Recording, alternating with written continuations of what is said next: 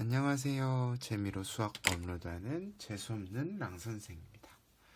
자, 오늘은 등비급수에 대해서 이야기를 해보려고 합니다. 등비급수의 등비급수의 값을 구하는 걸 우리가 오늘 살펴볼 건데, 그 원리부터 차근차근 보고 또 우리가 앞에서 배웠던 등비수열의 극한하고도 비교해 볼 테니까 집중하고 잘 따라와 주시기 바랍니다. 시작하겠습니다.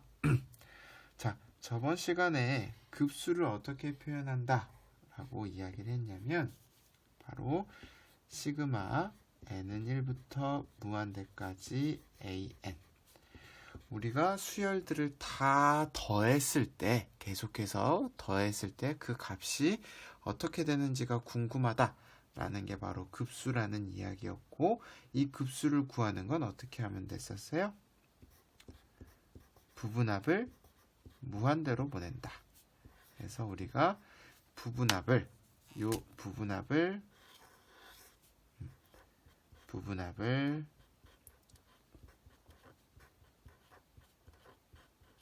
어떻게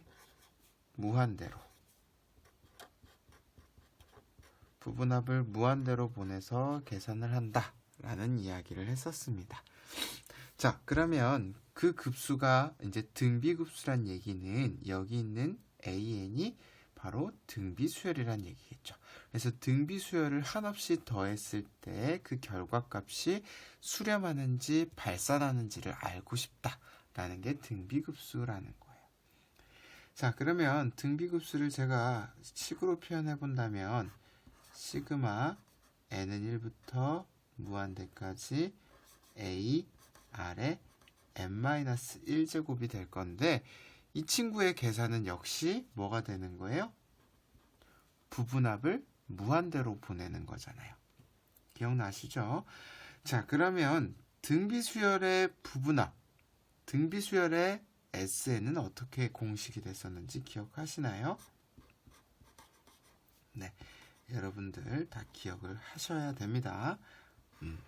어떻게 됐냐면 1-r분의 a의 1-r의 n제곱, 요게 바로 SN이 됐었어요. 물론 요 SN은 두 가지 경우에 따라서 두 가지로 나뉘었어요. 뭐냐면 그 R이 1이 아닌 경우하고 R이 1인 경우로 이렇게 나눴었는데, 자, 그러면 우리가 결국 등비급수를 구하는 건 바로 요 SN, 등비수열의 부분합을 무한대로 보내는 것과 같은 문제가 되겠죠. 자, 그러면 내가 이 친구의 극한을 살펴보기 위해서는, 자, 여기서 n에 관련된 식이 뭐가 있냐면 여기 r의 n제곱만 있게 되죠. 자, 한번 기억을 떠올려 봅시다. 우리 r의 n제곱은 r이 언제일 때 수렴했는지 기억나시나요? 자, 우리 r의 n제곱은 어떤 값으로 수렴했냐면 r이 -1부터 1 사이일 때는 0으로 수렴했고요. 그 다음에 r이 1인 경우는 뭐가 됐어요? 그냥 1이 됐습니다. 요 이외의 범위, r의 범위에서는 발산했습니다. 기억이 나세요? 자, 근데 우리가 이제 r이 1인 경우에는 요 케이스인데, 자, 그렇단 얘기는 우리 SN이 이렇단 얘기는 요건 수렴하는 건가요? 발산하는 건가요? n의 값이 한없이 커지기 때문에 a의 값이 0이 아닌 이상은 발산을 하겠죠. 그래서 r이 1인 이 경우는 발산을 해요. 다시 말해서 이 경우는 발산을 할 거고, 언제일 때? r이 -1부터 1일 때는 r의 n제곱이 0이 되면서 그 극한값이 얼마가 돼요? 1-r분의 이 분자에서 r의 n제곱이 0이 되니까 a가 되는 거예요. 자, 그래서 이제 우리가 정리를 해보자면, 우리가 얘는 언제 수렴하고 언제 발산하냐면, r의 범위가 -1부터 1 사이일 때는 얼마로 수렴하냐면 1-r분의 a로 수렴하게 되고요. 자, 그 외에는 뭐가 된다라는 거예요? 발산하게 된다라는 거예요. 자, 이게 얼마나 강력한 거냐면 우리가 급수를 구할 때는 부분합을 다 계산을 해주고 그거를 극한을 취해야만 알 수가 있는데, 자, 우리가 이제 결과식을 본다면 자, 등비급수의 합은 공비하고요. 그 다음에 첫째 항만 알면 바로 구할 수가 있게 됩니다. 그리고 아래 범위에 따라서 이 친구가 바로 수렴하는지 발산하는지를 알 수가 있어요. 사실 우리가 급수가 수렴하는지 발산하는지 확인하는 방법은 굉장히 어렵거든요. 여러분들 그 앞 시간에 했던 발산 판정법이 있고, 우리가 이제 여러분들 대학교 가면 또 여러 가지 판정법이 있지만, 어쨌든 그 급수가 수렴한다 발산한다를 판정하는 건 굉장히 어려워요. 하지만 등비급수의 경우 공비를 이용해서 우리가 수렴 발산을 확인할 수 있다라는 거. 자, 그럼 여기서 우리가 비교를 좀 하고 넘어가죠. 뭘 비교하냐면 우리 등비수열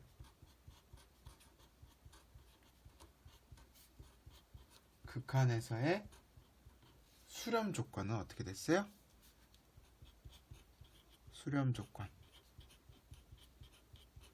다시 말해서 리미트 n을 무한대로 보낼 때 a r의 n-1제곱.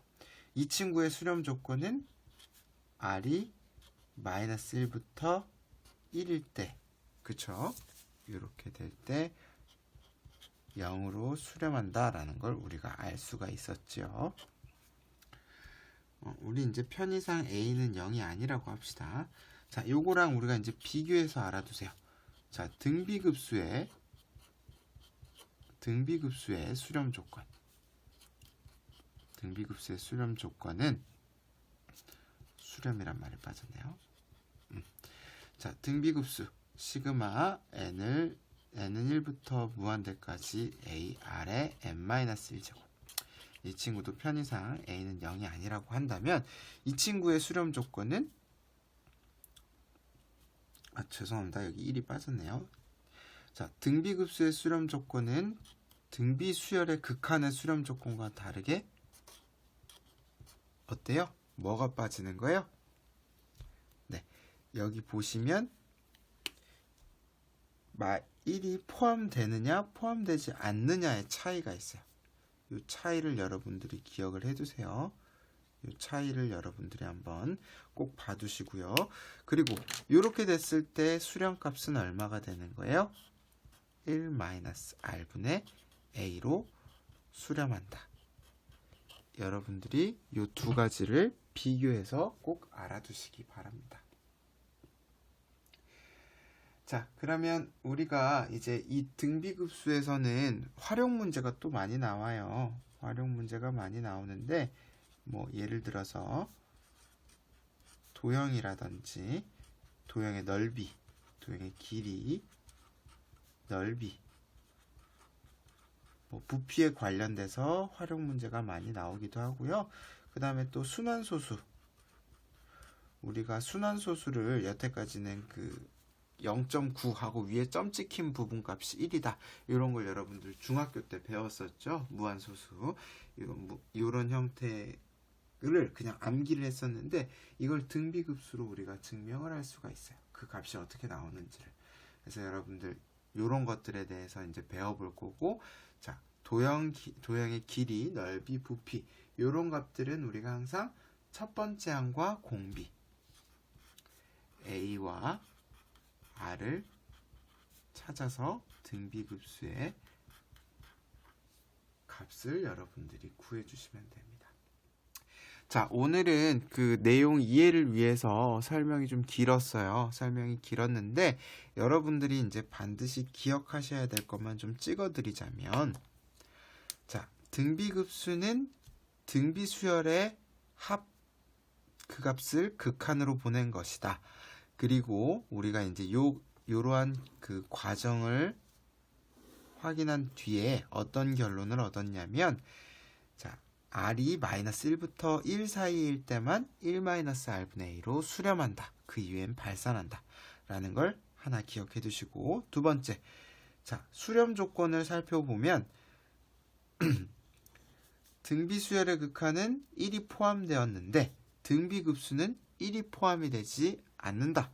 라는 요 차이를 여러분들이 기억하시는 게 두 번째. 그리고 이제 여러 가지 활용 문제에 있어서도 등비급수를 구하는 건 첫 번째 항과 공비만 알아두면 된다. 이것이 세 번째입니다. 자, 이것들을 잘 기억하면서 등비급수가 많이 어려워요. 여러분들 문제 풀 때 보시면 활용이 많이 돼서 여러분들을 괴롭히는 문제가 항상 괴롭히는 유형의 문제인데 꼭 마스터하고 넘어가도록 합시다. 제가 준비한 영상은 여기까지입니다. 여러분들 제가 이전에 찍었던 영상들도 꼭 봐주시고요. 그리고 구독과 좋아요는 저희 큰 힘이 됩니다. 공부 좀 하세요. 여기까지 하겠습니다.